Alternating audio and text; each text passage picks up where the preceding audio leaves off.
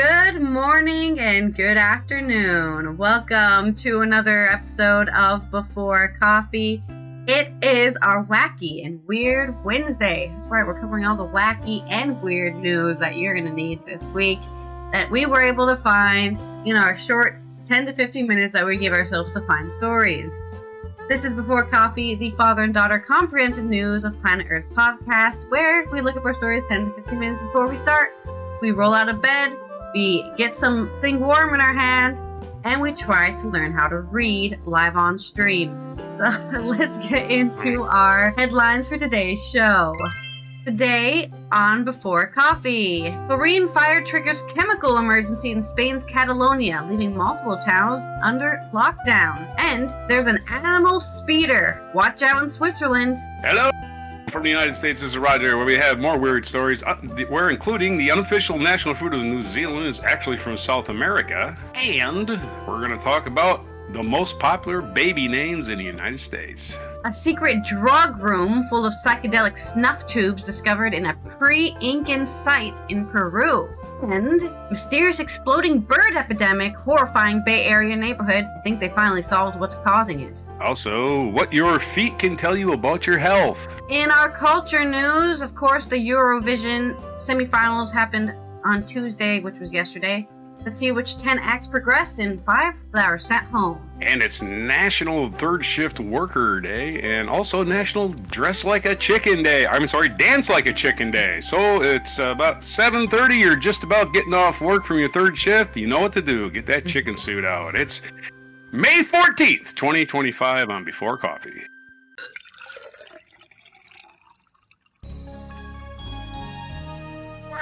Yeah, I think if you want to dance like a chicken, you just move your neck back and forth, and then you look around and you do a weird thing with your eyes. That's, for me, what a chicken dance would be. But I think most people just flap their, right? They just flap their hands under their, and then they go like this.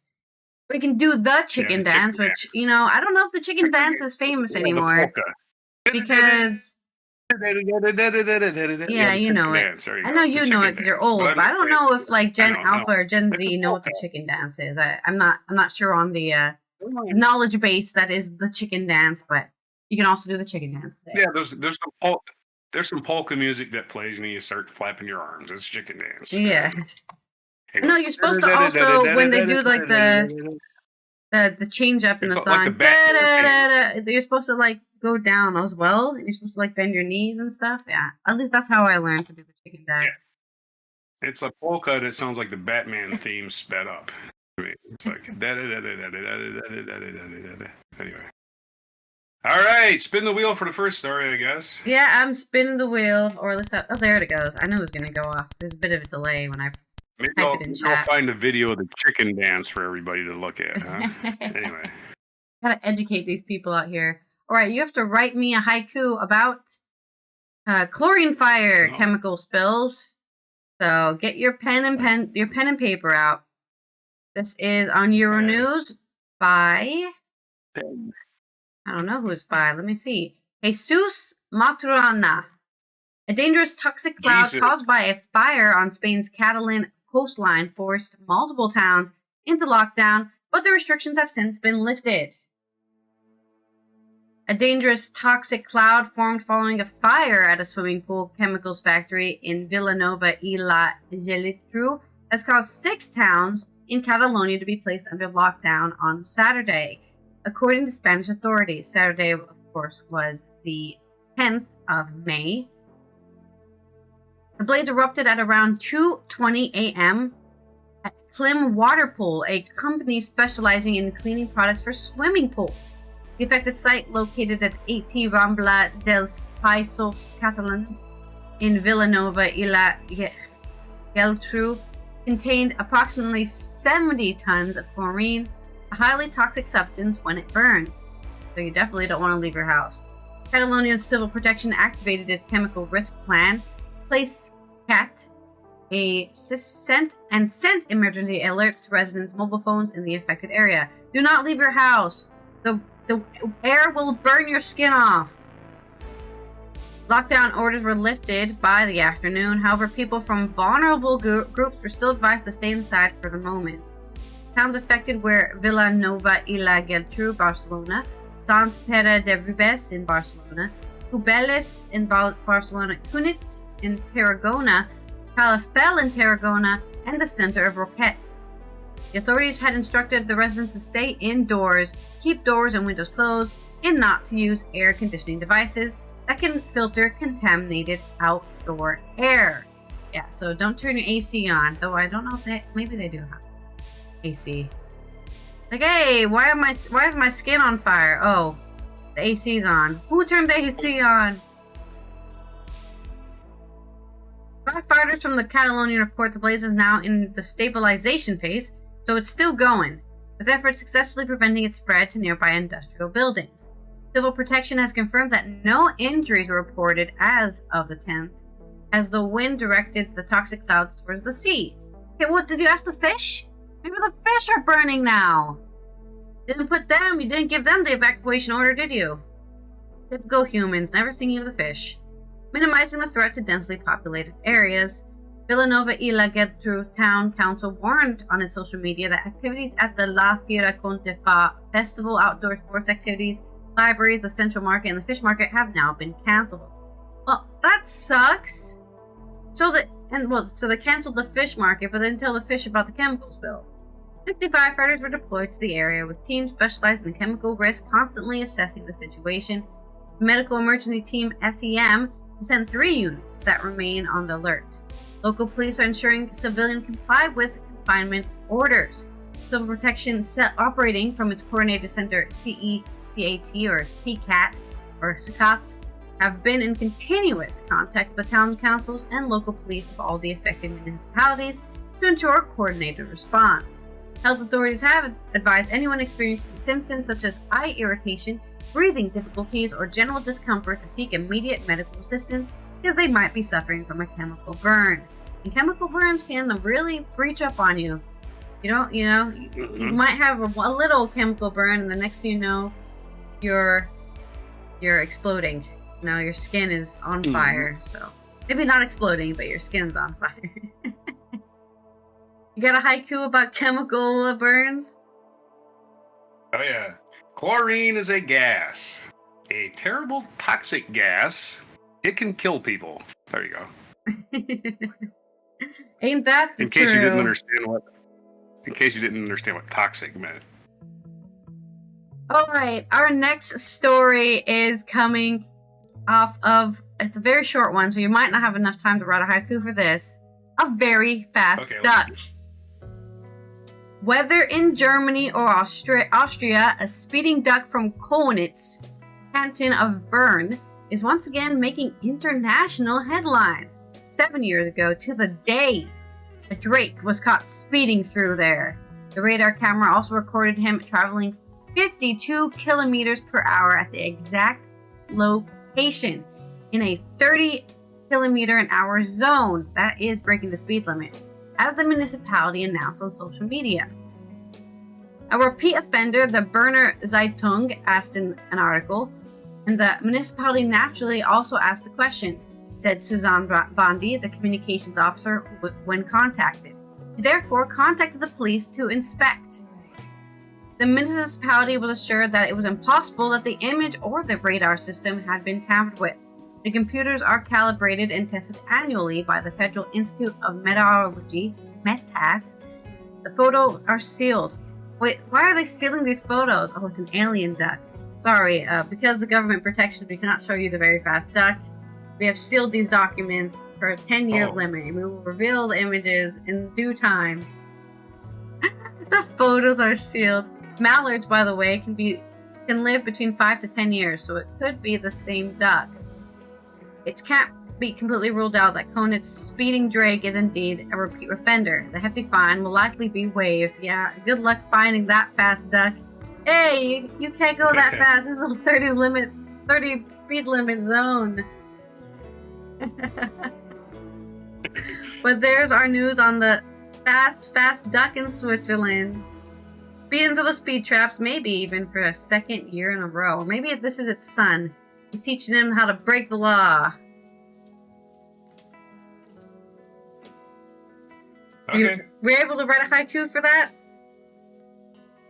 Not exactly, but get close. Some birds are quite fast. Falcons, eagles, even ducks. Quacking like a feathered jet, but that's more than 5. Hey, you know what? I tried to. I was a short story. Quacking like a tried to champ. read it There you as go. slow as possible. So. Quacking like a champ. There you go. There's your 5 Quacking syllables. like a champ. There you go. I just was finishing that last line when you finished your story. Yeah, it was a short one. Nothing.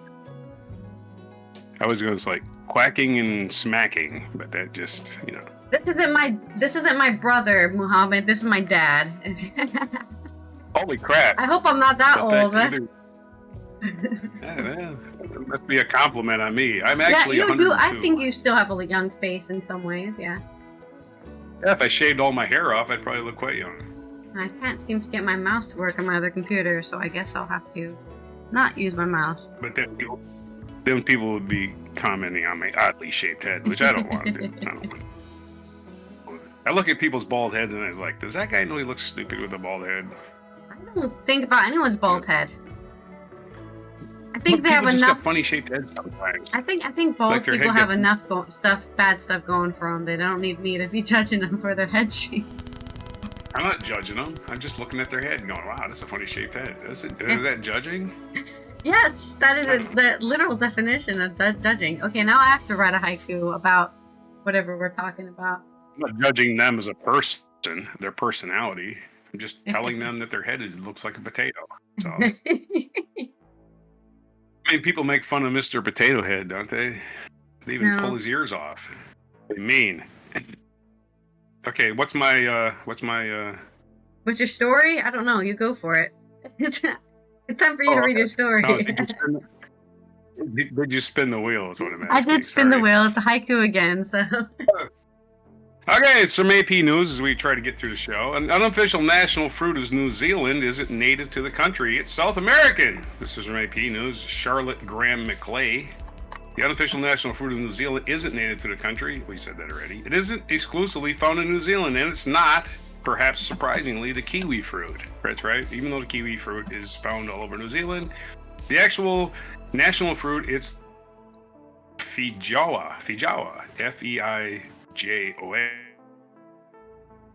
the Feijoa. Known as the pineapple guava everywhere else, the fruit, a green perfumed oil with polarizing taste, can be purchased in California or Canberra. Yet, no country has embraced the Feijoa with quite the fervor or the fixation as the New Zealanders.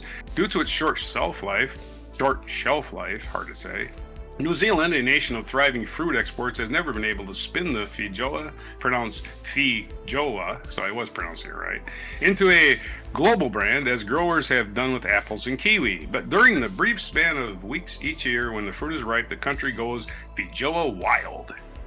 The Feijoa's allure comes partly from how it's acquired. In autumn, fallen fruit forms fragrant carpets beneath the backyard trees, and it's swept into boxes, bags, and buckets to be offered for free outside homes, and office break rooms, or in neighborhood Facebook groups. There's such an abundance that some Feijoa lovers take pride in never having paid for one. It's sort of a non-commercialized. We turn up our noses at the idea of buying them in the shop because they're just falling out of the trees, right? A story of obsession, said Kate Evans. Let's do that again. It's sort of non-commercialized. We turn up our noses at the idea of buying them in the shop, said Kate Evans, author of the book Feijoa, A Story of Obsession and Belonging, available at Barnes & Noble, I imagine. You just sort of expect to get them for free. In suburban Wellington, Diana Ward Pickering says she had given away thousands of Feijoas from her 5 backyard trees this season in a box on the sidewalk to neighbors, to co-workers, to her daddy's eyelash technician. Her daughters, not her daddy's. Her daughter's eyelash technician. In short, to any friend or stranger who wanted some. On a recent Sunday, Ward Pickering selected a Feijoa from dozens on the ground, halved it with a spoon, and scooped the pale, creamy flesh into her mouth. Delicious, he said. But while she could eat a kilogram of the fruit in a sitting, she said, even her appetite couldn't keep up with the sudden and generous bounty that arrives each April. There are people who can't afford to pay for them. Of course, April in New Zealand equates to what in this country? October. So it's harvest season. There are people who can't afford to pay for them, Ward Pickering said. We happily give them away. Not everyone's an enthusiast, and every New Zealander has an opinion. What devotees I of think fruit most savior people aren't fruit enthusiasts. You gotta really eat this fruit. I've never met anybody who's like, you gotta eat this, man. A plum? Nobody's an enthusiast for. Not most people are enthusiasts for fruits. Yeah. Not everyone's an enthusiast, and every New Zealander has an opinion. Yeah. What devotees of the fruit savor has a distinctive feature, texture, flavor, and smell is gritty, soapy, or sour to others. So we have a cilantro problem here. Oh, I covered see. a couple weeks ago. Some people think cilantro tastes like soap, and it's genetic. They can't do nothing about it. Diana Ward Pickering's daughter Lizzie gingerly slurped a piece of feijoa into her mouth and grimaced. "It's giving snot," she said. My mind has not changed. Yeah, texture problems. It's giving snot. A lot of problems for people, too.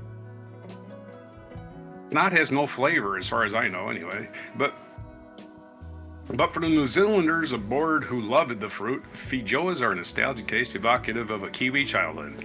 Evans, who admitted to once paying $3 Australian for a single feijoa at a market in Australia, said that in 12 years living overseas, she often saw expatriates asking the same question online. Where can I find feijoas?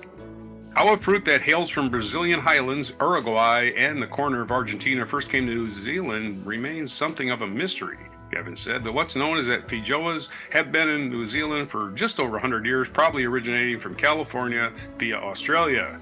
Well, it's pretty simple. Somebody brought some seeds or brought a whole bunch of fruit back and let them rot, and they just or somebody just tried one, and then hey, maybe we can make a market for feijoas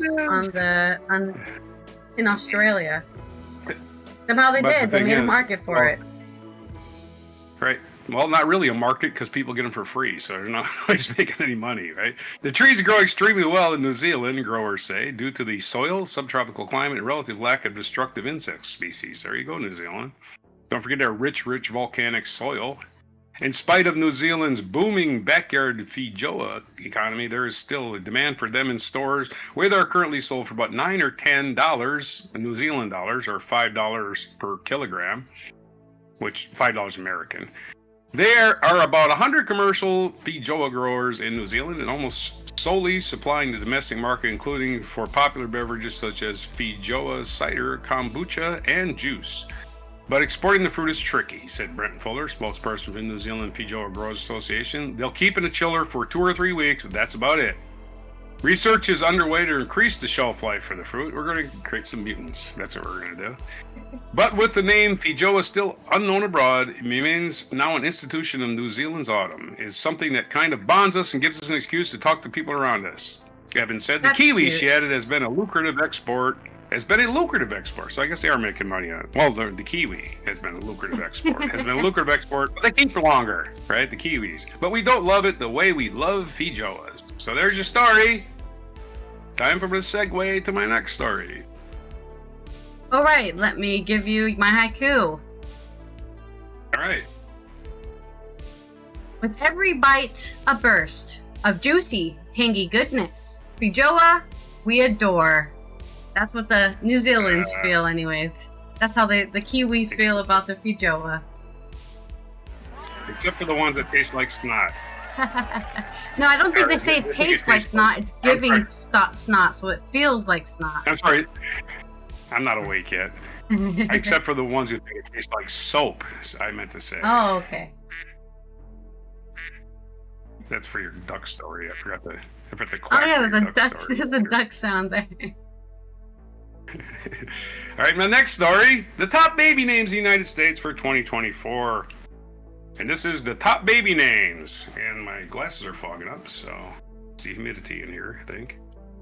Top baby names. Liam and Olivia nominate again. Liam and Olivia are your number one babes names. Liam and Olivia. This is from AP News. Fatima Hussein.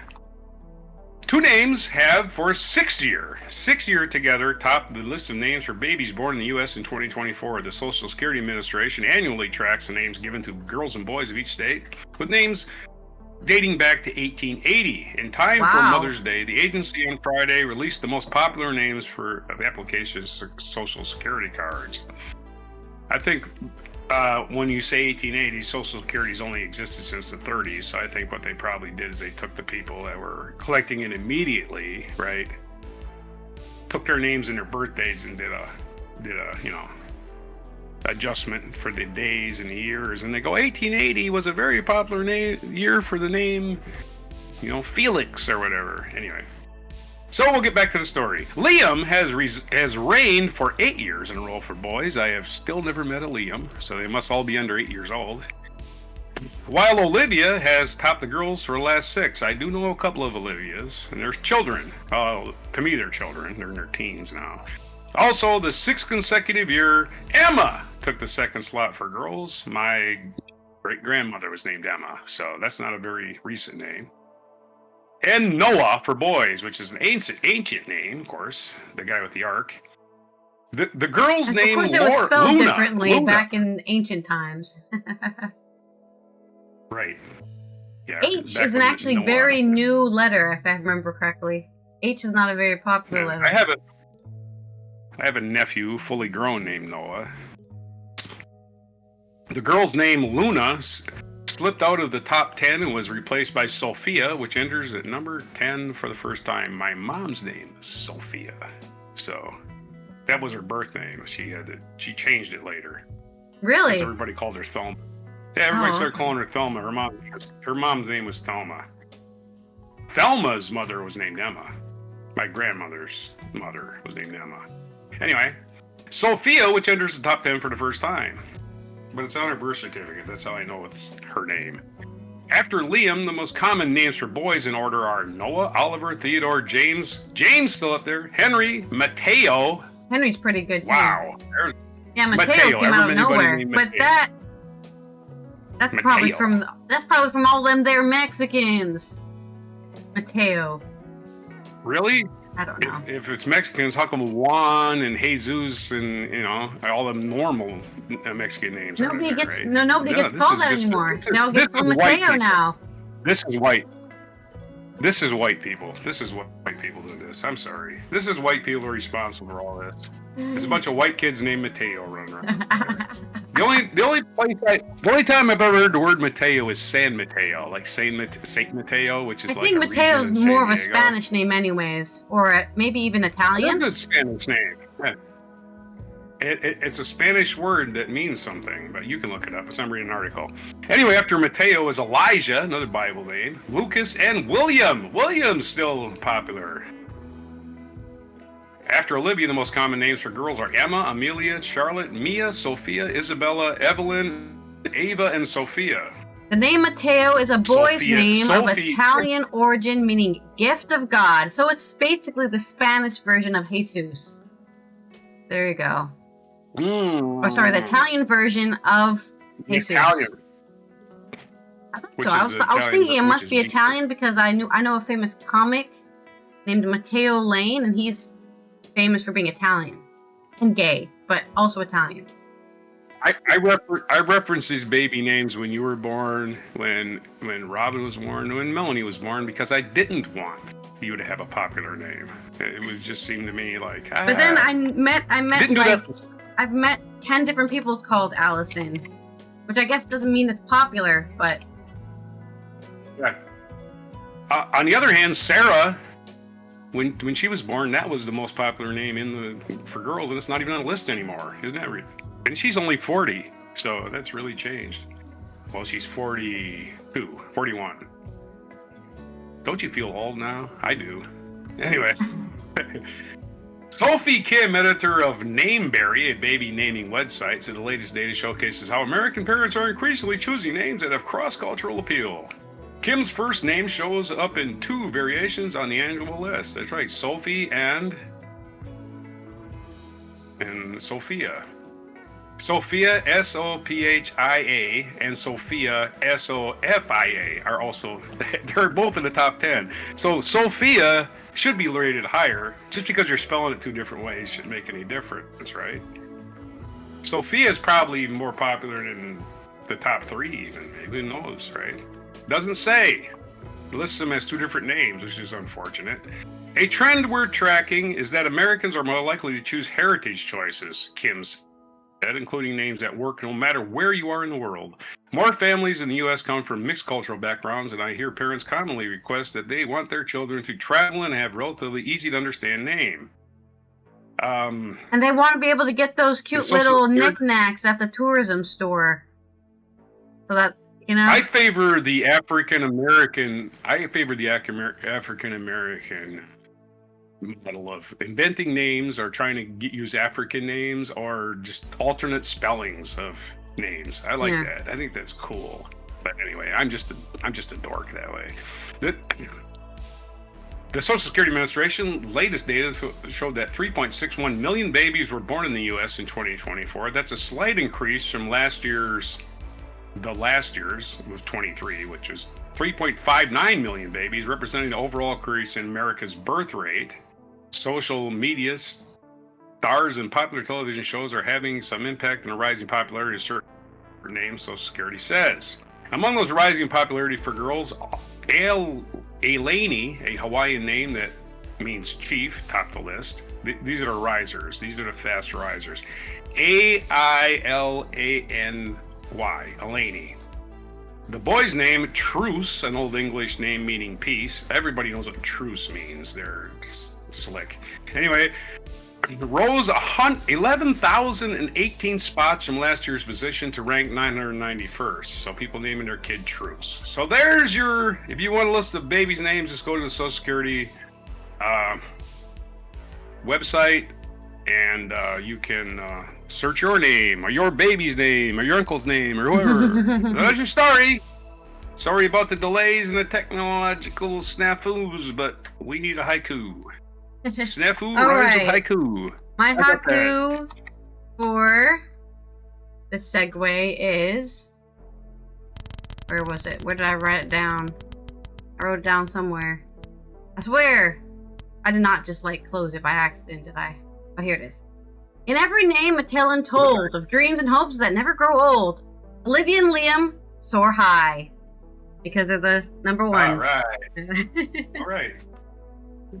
Patty's daughter is named Olivia. That's what I was checking off. Patty. Yeah. I did look up famous Mateos. That's what I was looking up. And most of them are, no surprise here, soccer players or football stars.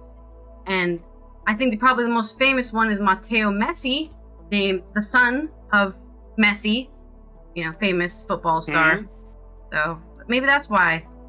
There's a lot on this list. There's 20 famous Mateos according to this brand. What I was gonna do, and you can do the same if you're out there. You can go to babycenter.com, and they will tell you the top baby names of any year. Of course, Social Security Administration will do it too. So I went and looked up the year I was born, and the top 10 girls' names are Lisa Mary, Susan, Karen, Linda, Patricia, Donna, Cynthia, Deborah, and Sandra. Those are your top 10. I don't know if there's any of those even left in the top 10. Is there?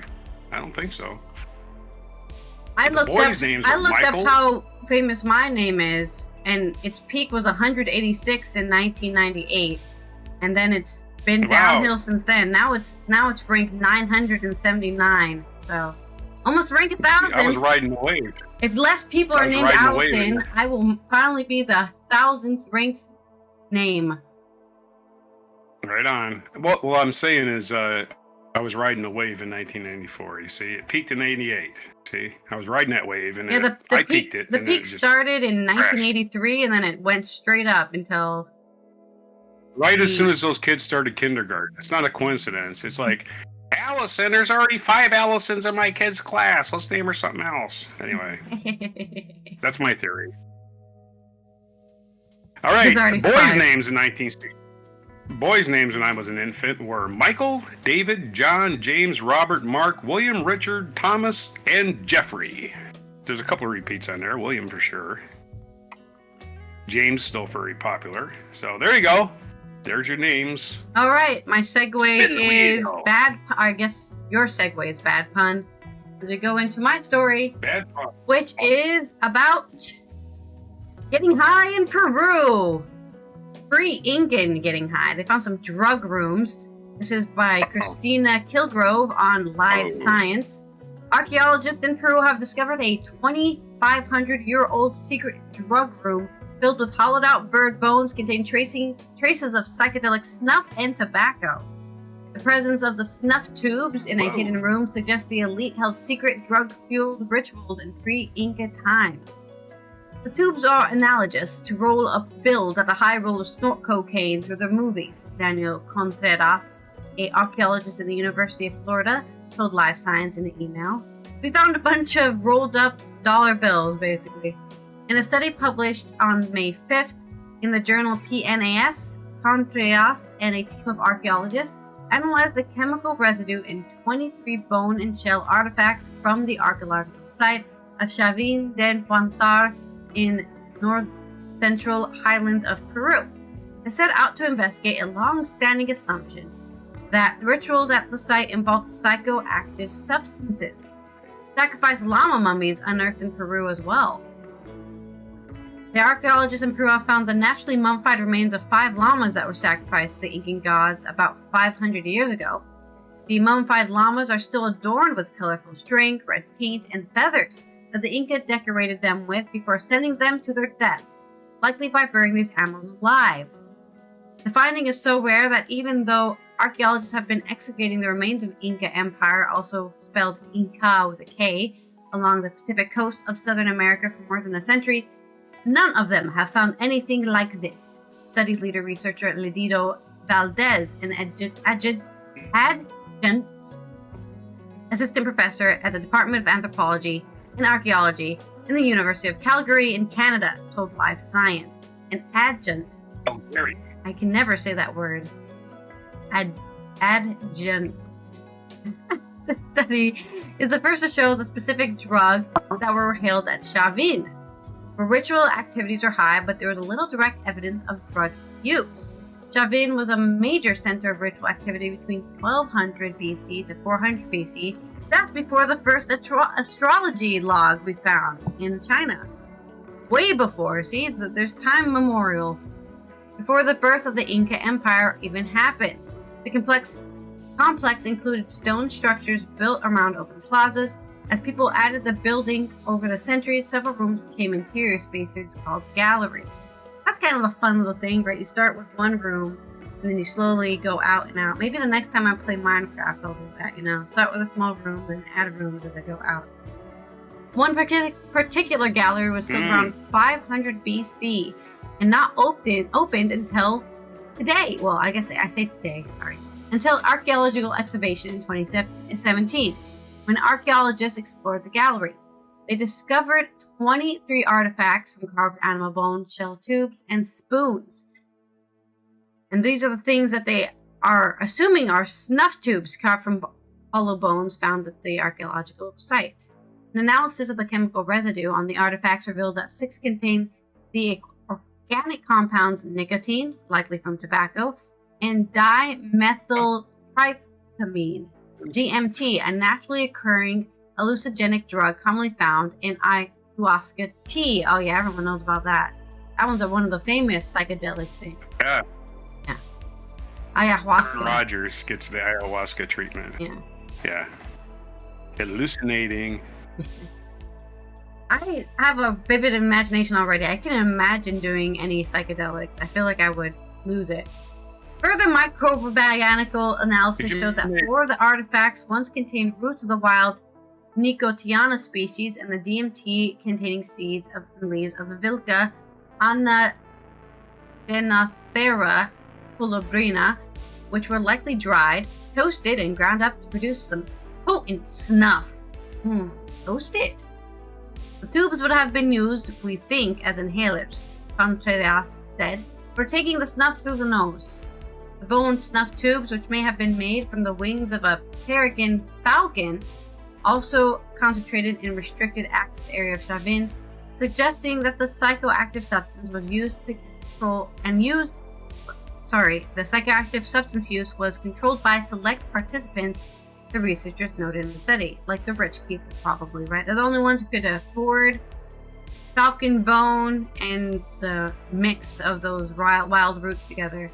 Because only a handful of people could fit in the small gallery areas in Chavin, the researchers think Drug use reinforced the social hierarchy, creating an elite class separate from the workers who built Chauvin's impressive monuments.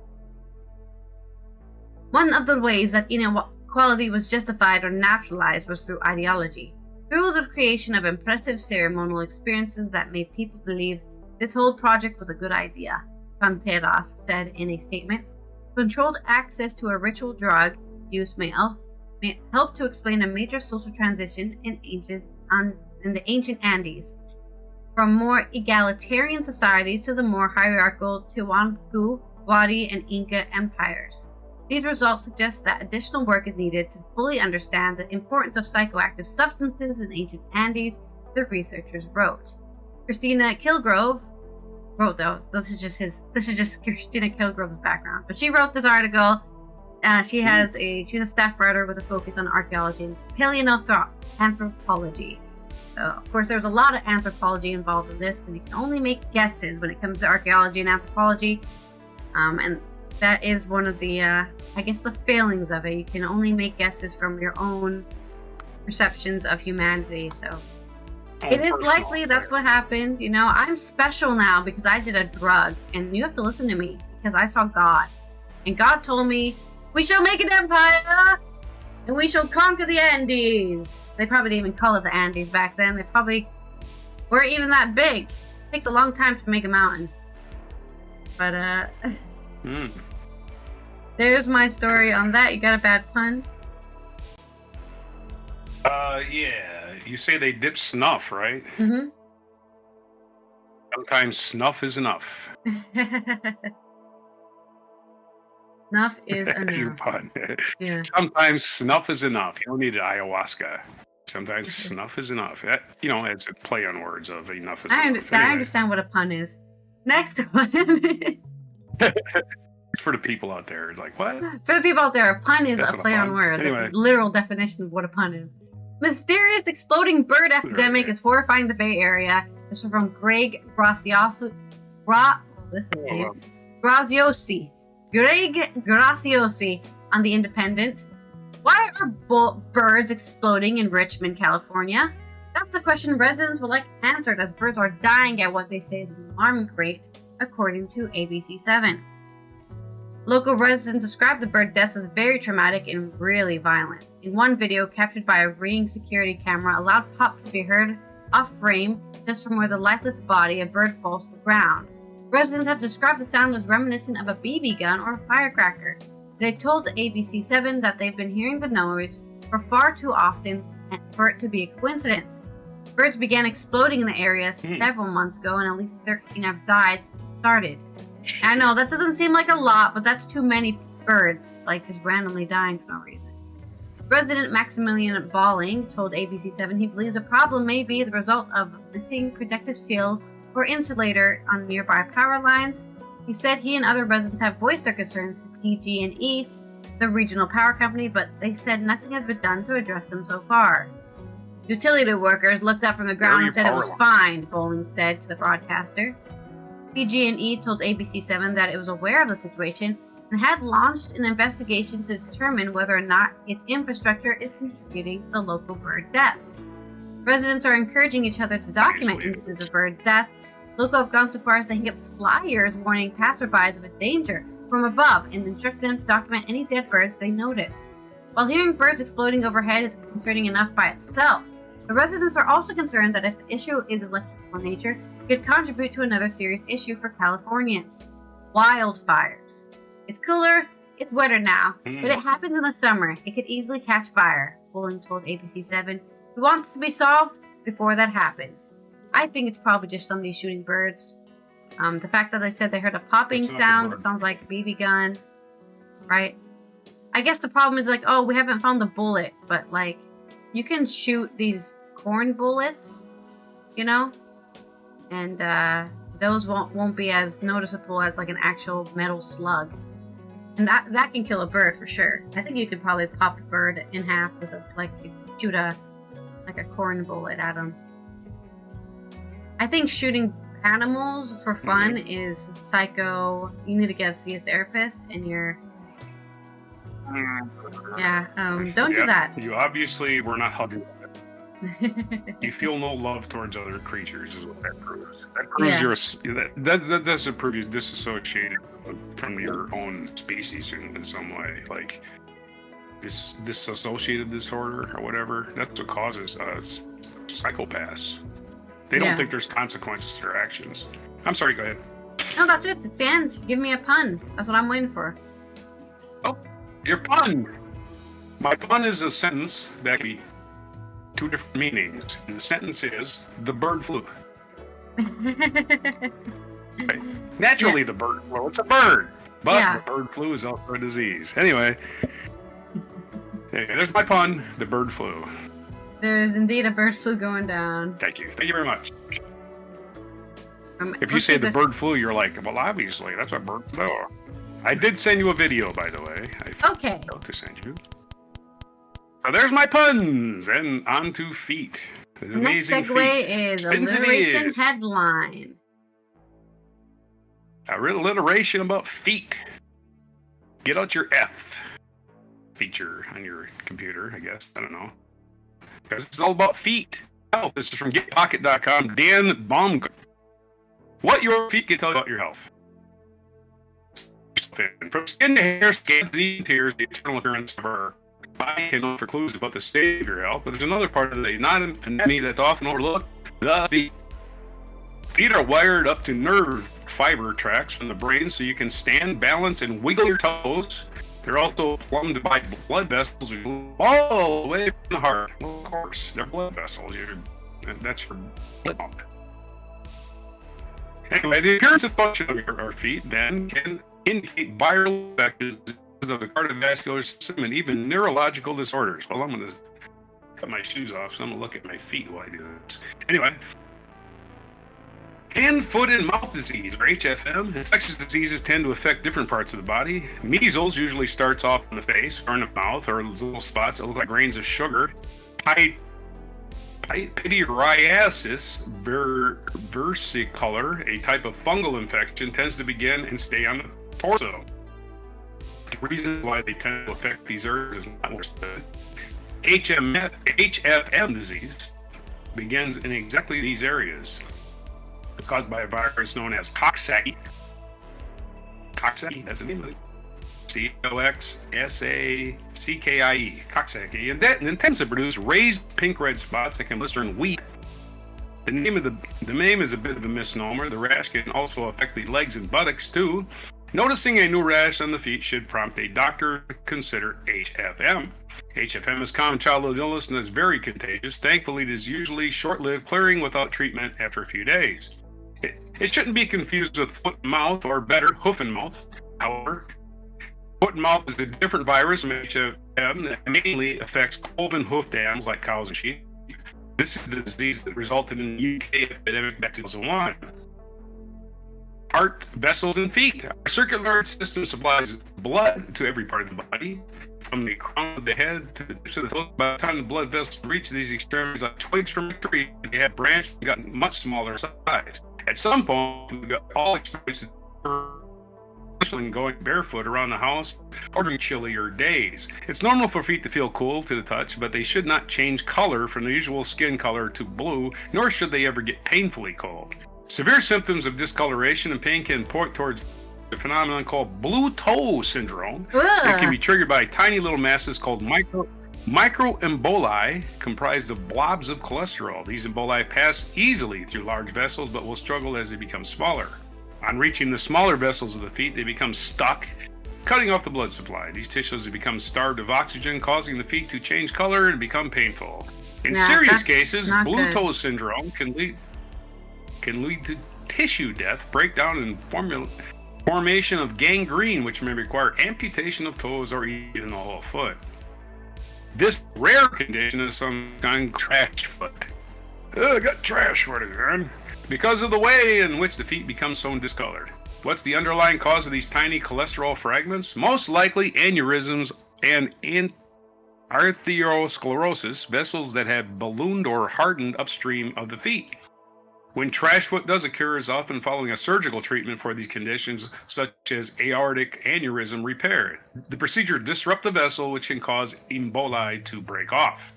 As well as trash foot, there are other signs in the feet that can point towards cardiovascular disease. Raised red swellings appearing on the feet, as well as hands, can indicate an infection of the heart called bacterial endocarditis. Carditis. Bacterial endocarditis. This can be painless, in which we call them Janeway lesions or sore, which are often called Osler's nodes. So you get some. These can be painless, in which case we call them Janeway lesions, or sore, which are called Osler sores. So that's the proper way to read that sentence. The toes can signal. Yeah, there you go. They can be very painful. The toes can signal issues with the nervous system too. If you ever watched ER or Grey's Anatomy and heard one of the characters shout, "Ongoing planters," during a patient examination, you know that they're referring to Babinski reflex. That's right. After finding the ongoing planter, the doctor may have creased their brow with worry, and for good reason. The Babinski sign is a simple test which involves stroking the sole of the feet with a blunt, extended instrument to check the response of the toes. This is the plantar reflex, a plantar relating to the sole of the foot. Normally, when this reflex is triggered, the toes should curl under or flex downward towards the sole. If the big toe points upwards and the smaller toes fan out, this is an ongoing plantar response, also known as the Babinski sign, named after a neurologist Joseph Babinski who first described it. It is normal to find this response in babies whose nervous systems are undergoing development and are not capable of all the motor functions of an adult. In adults, however, finding the Babinski sign is an altogether different story. Most commonly, it signifies that a stroke is disrupting the normal brain circuitry which controls the feet. Ooh. Other causes include multiple sclerosis, which is not good, which is a degenerative brain disease, and rarely drug intoxication. In some otherwise healthy people, though, the Babinski sign can be observed during deep sleep. The scope is much wider than just these conditions. Diabetes, kidney failure, and even thyroid disorder can affect the feet. There are therefore important indicators of health, and regular checks are essential, and seek medical advice if you notice any pain, discoloration, or rashes. It does not say what you should be doing to prevent these things. That's just kind of missing in this article, but that's the article. And that's what you got to know about feet. Damn. And myself, I take every day, or unless I forget, I take niacinamide, which opens your capillaries. So keeps your capillaries open. Mm-hmm. And you know what's working if your skin starts itching at the surface, right? You know it's working because it's opening. Yeah, right, because it does itch when those capillaries. Well, my asthma medicine actually does the same thing, but my skin doesn't start itching. What actually starts happening is my hands start shaking because I'm getting so much blood into my hands. Well, might be too much then, huh? All right, so we're your headline. My alteration headline: Tough toes tickling. Take. I don't know. That's it. Tough toes are tickling. Tough toes tickling. There you go. Good enough. Make sure you can feel your toes tickling, because if you can't feel your toes tickling, you might get that blue toe, and nobody wants blue toes. Let me tell you. Oh no, I forgot to stop the ad break. No, we're in an ad break.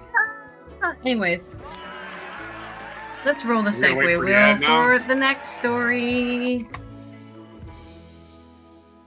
I can spell the word segue.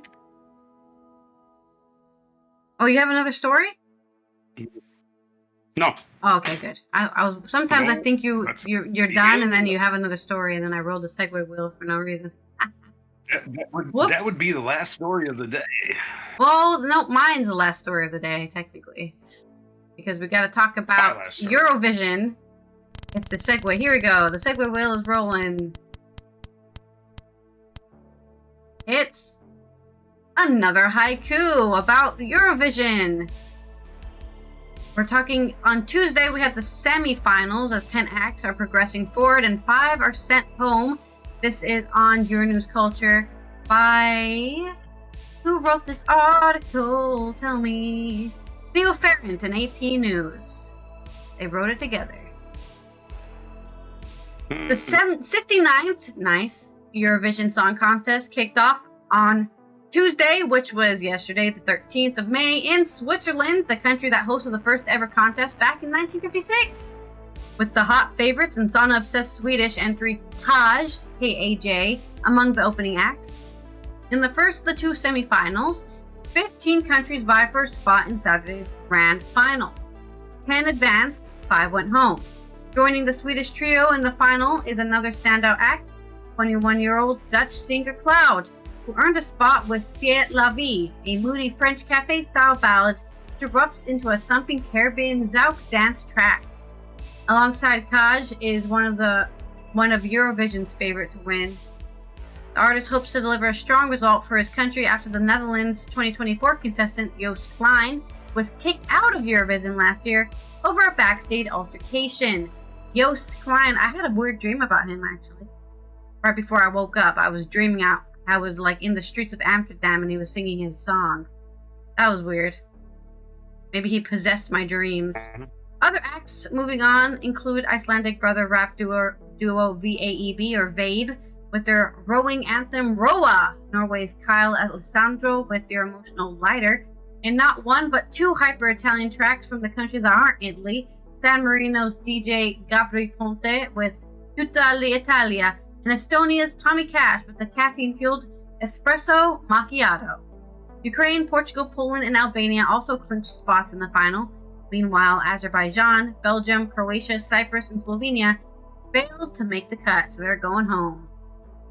Tuesday's showdown and second semifinal on Thursday will narrow the field of 37 nations down 26 who will complete in Saturday's grand final, which is the big show that everyone's going to watch and you can vote and all that stuff. 20 finalists will be decided by viewers' votes, while 6 countries automatically qualify for the final. The host, Switzerland, and the Big Five, who pay the most to the contest, were France, Germany, Italy, Spain, and the UK. And that's why the UK pays every year, because they never win. They put a lot of money in because they never win. So, do you have your haiku written, or do I need to give you more time? I think. You think you're good? I need more time because my computer. You need more time? Okay. My computer is locking up. Okay. All right. A haiku about Eurovision. What you were actually saying? I don't know what you were saying. Haiku. Okay. That's okay. You don't have to use the words I actually put in there. Well, Eurovision Song Quest, they did have some favorites in here to win. Malta. They're looking at Ireland and Malta. Of course, Israel is in the drama again because nobody wants them to be there. And no one wants. I say no one. People who watch the show don't want them to be there. Obviously, the people who are running the show want them to be there. Otherwise, they wouldn't be invited. But some ideas for who they think should win. Australia's Gojo Milkman. Emily Lakita's Ireland. Sorry, Emmy by Lakita Party's Ireland. That's another one they want to win.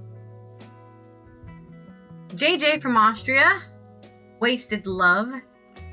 Okay. And there's also Zyfer Vlyat, Bird of Prey from Ukraine, which they did make it through the semifinals. And of course, we've got Kaj, the Bada Badu Batsu from Sweden. They're the one, I think that's Eurovision's favorite, the Swedish team. Kaj. Saunas are a big deal in Nordic countries, but not only an activity, they're a way of life, one that's rooted in rituals, spirits, and communal practices. There are even a sauna world championship hosted over a decade in Finland, but ended in 2010 when someone died. Right. Well, let's not bring down the mood. Wow. Let's bring it down. All right, I got my haiku. Okay, you've got your haiku. Great. Yes. Eurovision is near. Israel is pissing folks off. Hegemony sucks. Anyway, there you go. I agree. We're not a monolith. We're all different from each other. But yeah, that's right. our And story on Eurovision. Celebrate our differences. Exactly. Celebrate our that is differences. what Eurovision does. But as anybody who knows about tolerance should know, if you tolerate the intolerable, you're not very tolerant. You're only inviting fascist thought, and people telling you what you do, what to think, and that's not very tolerable at all. Oh yeah. Yeah, the guy with 100 beans and you got 1 bean, and the guy with 100 beans is saying, that immigrant's gonna steal your bean. That's your hegemony. That's your hegemony right there. hate the immigrant because he's going to take your stuff. But that's my Absolute nonsense. my segues, non sequiturs, and we can get into the state history. All right, the state history as we spin the wheel, and hopefully we don't get disconnected midstream. Like I was, wow, I hope she's still talking about, Eurovision, because okay, let me see if I can. Anyway, we made it through. Did you spin the wheel? I already did. I said non Did we sequitur. disconnect? I didn't hear you again. Okay, non sequitur. It's dropping off on me, man, I swear. Yeah. All right, this day in history. Non sequitur is easy enough. 1607, the first permanent British settlement in North America was founded in Jamestown, Virginia. Oh, by the way, recently they actually found out what happened to the people at Roanoke, that mysterious colony in North Carolina that disappeared. They actually found out what happened to them. They went in two different directions because they did DNA testing. And they bred with a local Indian population, and possibly became what's known as a Mongolans, or whatever you pronounce it. How do you pronounce that? I forget the name. Anyway, I don't know. 1607, Jamestown.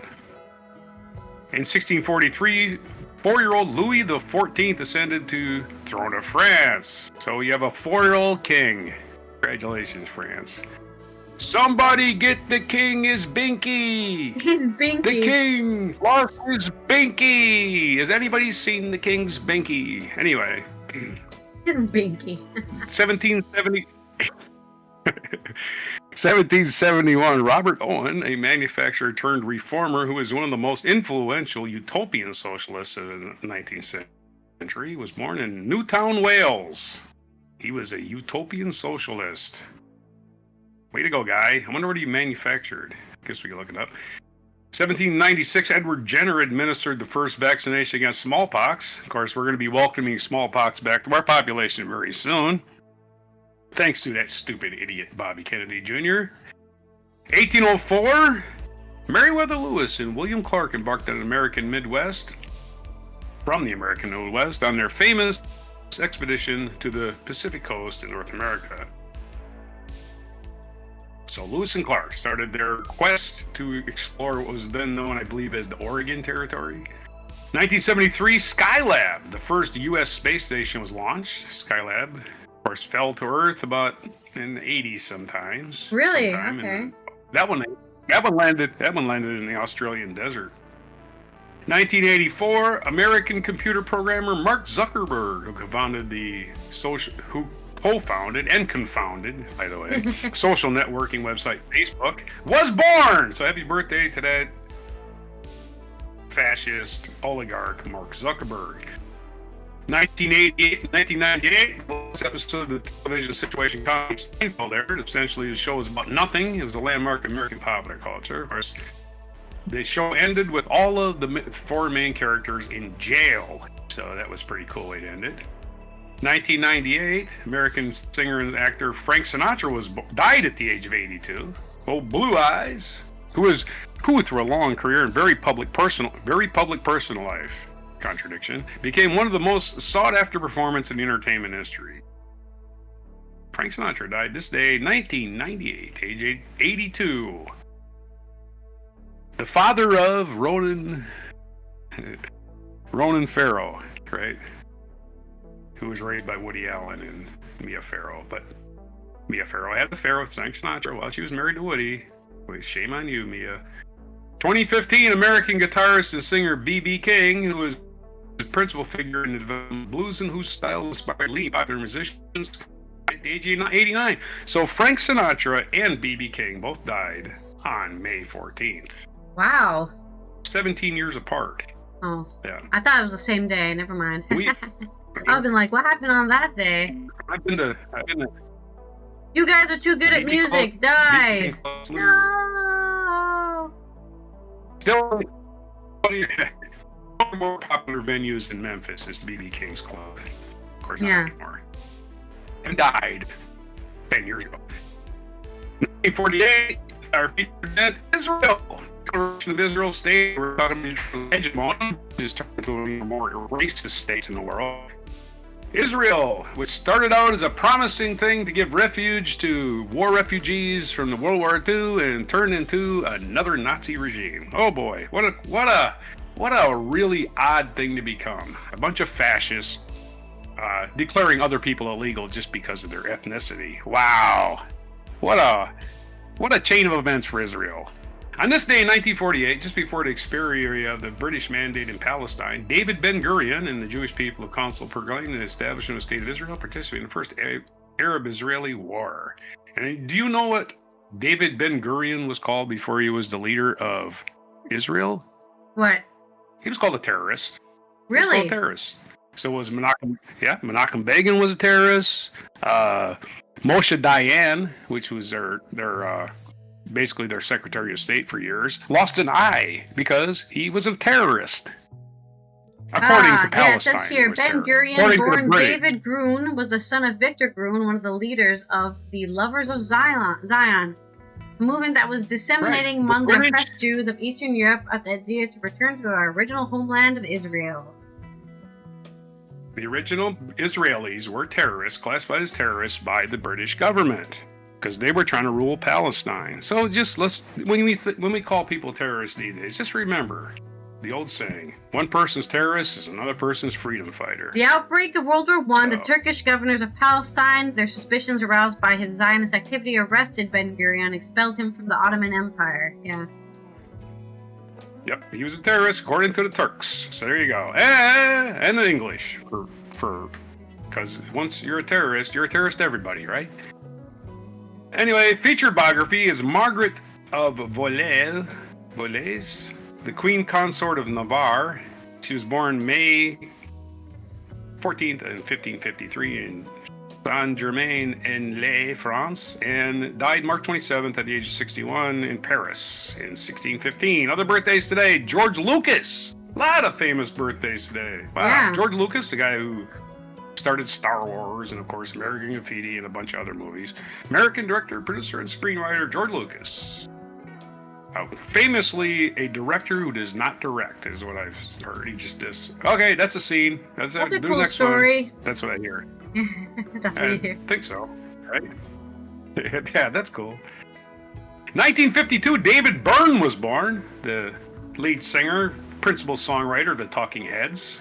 Scottish-born musician and interdisciplinary artist. A lot of people don't know he was born in Scotland. 1952, Robert Zemeckis, American director and screenwriter. Forrest Gump director. We know that one. Oh, shit. So he was born today in 1950. You really weren't kidding. There are a lot of famous things. Yeah. Kate Blanchett, Australian actress, born this day in 1969. So she's turning 56 today. Kate Blanchett played Bob Dylan, among other people. Famously, she played Galadriel in Lord of the Rings. Oh yeah, that's true. And of course, Mark Zuckerberg. We already covered the fascist. Another guy helping to end the world with his billions of dollars. Yeah. The guy that kicks me off Facebook for calling a troll and just lets all the fake news in the world just bleed all over his app, because he don't give a shit as long as he gets to cash in at the bank. Mark Zuckerberg, one of the people who's destroying society. National Day calendar. It's National Decency Day. So be decent today. Don't be indecent. National Third Shift Workers Day. So you're probably just getting off work now. Good morning. Go to bed for all you third shift workers. And it's National Buttermilk Biscuit Day. National Underground America Day. I guess it's for people that living in their bunkers. Screw them. I don't care about you. If you live in a bunker, I don't even hear you. No, I think it's bunker. The idea that there's people who live in deserts, and the coolest place in the desert is underground. So it's people who have lifestyle and architecture that benefits underground living. I actually wanted to do that once. I wanted to live underground. Never got the chance. 80% of them in the U.S. are doomsday preppers, I guarantee it. Anyway. The world society is going to collapse, and I'm going to be living in my hole in the ground. That'll save me. No, it won't. It won't save you. Sorry. Yeah, especially when it floods. Sorry to because burst that's your what's going to bubble. happen. The world will flood. Yeah. If you're stocking up on weapons, all somebody's got to do is kill you, and they've got all your weapons. Think of it that way. So, I don't know.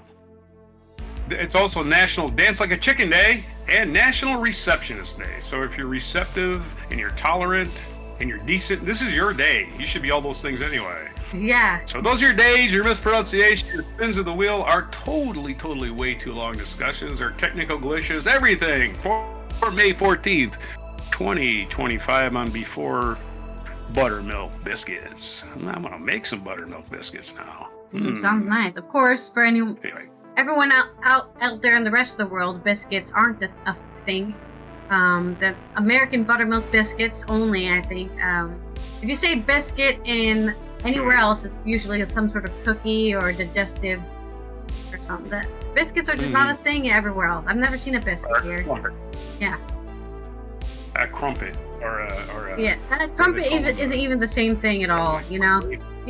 There's nothing like a buttermilk biscuit here. I don't even think you can order. Like if I go to KFC, I don't even think I can order a buttermilk biscuit. They don't even sell buttermilk biscuits at the KFC here.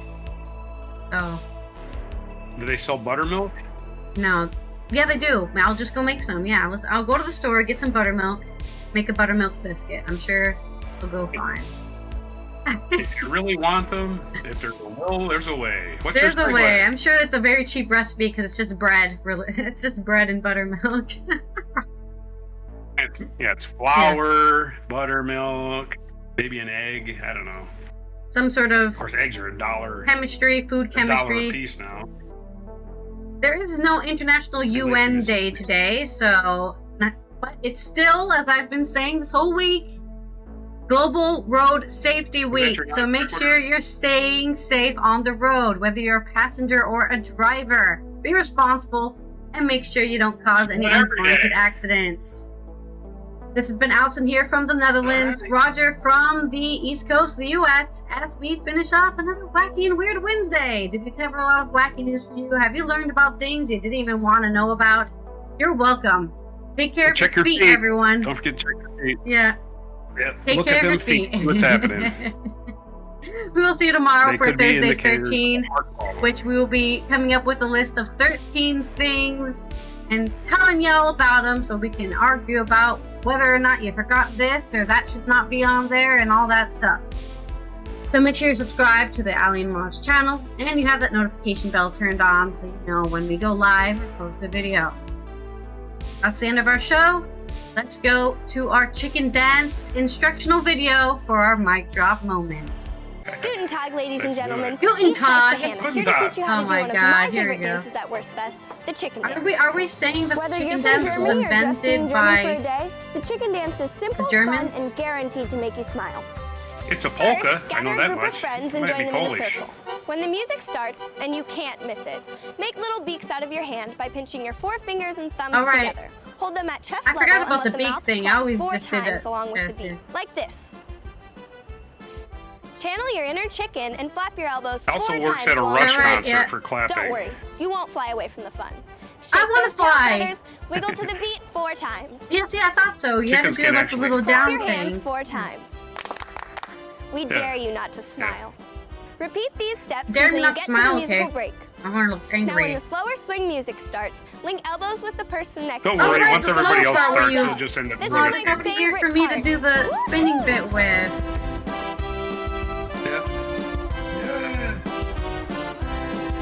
I wish that the cat was. There's somebody drunk in the middle of the chicken dance. Now It's that like, you've got it, oh be sure to yeah. join us Don't for forget one to add and only beer. totally Oh, wait, amazing let me get my cup. They're holding 2 beers. Add your Chicken. favorite lager or The worst fest in Texas, I guess.